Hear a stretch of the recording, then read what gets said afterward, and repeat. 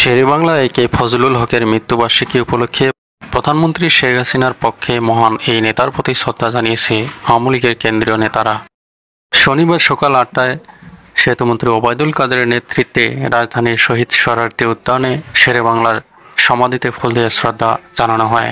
প্রথমে প্রধানমন্ত্রীর পক্ষ থেকে দলের কেন্দ্রীয় নেতারা এবং পরে আওয়ামী লীগের পক্ষ থেকে শ্রদ্ধা জানানো হয়। সেখানে তারা ১ মিনিট দাঁড়িয়ে নীরবতা পালন করেন।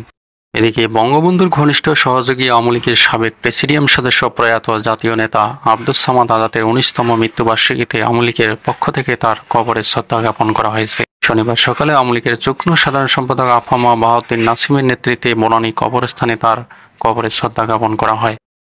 বিএনপি দাসত্ব করে ক্ষমতা পাওয়ার জন্য ক্ষমতায় যেতে বিএনপি বিদেশি প্রভুদের দাসত্ব করেছে বলে মন্তব্য করেছেন আওয়ামী লীগের সাধারণ সম্পাদক সড়ক পরিবহন ও সেতুমন্ত্রী ওবায়দুল কাদের। শনিবার সকালে শেরেবাংলা একে ফজলুল হকের ৬২তম মৃত্যুবার্ষিকী উপলক্ষে তার সমাধিতে শ্রদ্ধা নিবেদন শেষে তিনি এসব কথা বলেন। সেতুমন্ত্রী ওবায়দুল কাদের বলেন, বিএনপি জনগণকে মূল বিষয় হিসেবে মনে করে না। বিদেশি প্রভুদের দাসত্ব করলে ক্ষমতায় পাওয়া যায়। এখনও তাদের দুরভিসন্ধি হচ্ছে বিদেশি প্রভুদের দাসত্ব করে কিভাবে ক্ষমতায় যাওয়া যায়। বৈশাখের গরমে অতিষ্ঠ নগর জীবন, প্রকৃতি পুড়েছে বৈশাখের দাবদাহে, তাপপ্রবাহে হাঁপিয়ে উঠেছেন খেটে খাওয়া মানুষ।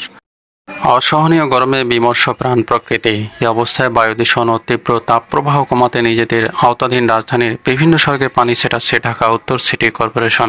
পাশাপাশি ২৫০টি ভ্যান গাড়ির মাধ্যমে পথচারীদের পানি পান করাচ্ছে। শনিবার আগরগাঁও সৈয়দ মাহবুব মোর্শেদ সরণি সড়কে এই কার্যক্রম পরিদর্শন করেন ঢাকা উত্তর সিটি কর্পোরেশনের মেয়র আতিকুল ইসলাম। এই কার্যক্রম জোরদার করতে সংশ্লিষ্টদের নির্দেশনা প্রদান করেন তিনি। ডিএনসিসির ২টি স্প্রে ক্যানন এবং 10টি ব্রাউজারের মাধ্যমে প্রতিদিন সকাল 10টা থেকে বিকেল 4টা পর্যন্ত এসব অত্যাধুনিক প্রযুক্তির মেশিন দিয়ে পানি ছিটানো হচ্ছে। প্রতিটি গাড়িতে ১৫,০০০ লিটার পানি ধরে এবং একটানা 5 ঘন্টা স্প্রে করতে পারে। পাশাপাশি ২৫০টি ভ্যান গাড়ির মাধ্যমে পথচারীদের পানি পান করানোর জন্য নেওয়া হয়েছে বিশেষ ব্যবস্থা।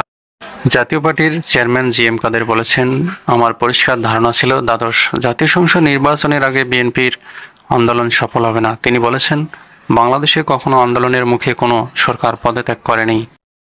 আজ শনিবার সকালে রমনা ইঞ্জিনিয়ার ইনস্টিটিউশনে মিলনায়তনে দলের বর্ধিত সভায় এসব কথা বলেন তিনি। জিএম কাদের বলেন, বাংলাদেশের ইতিহাসে আন্দোলন চলাকালে তৃতীয় শক্তি এসে সরকার পরিবর্তন করে এমন ইতিহাস নেই। ফলে বিএনপির 1 কিংবা 10 লাখ বা 1 কোটি লোক নিয়ে রাস্তায় নামলেও বিএনপির আন্দোলন সফল হবে না। জাতীয় পার্টির সাবেক এই মন্ত্রী বলেন, 7 জানুয়ারি নির্বাচনের আগে আমি বিভিন্ন বিদেশি বন্ধুদের সঙ্গে বৈঠক করে পরিষ্কার বুঝেছি 3টি বিদেশি বড় শক্তি আওয়ামী লীগকে ক্ষমতায় রাখতে এবং নির্বাচন সফল করতে কাজ করে যাচ্ছে। শুধু তারা নয়, আরও বেশ কয়েকটি বিদেশি শক্তি এই আওয়ামী লীগের হয়ে কাজ করতে প্রস্তুত।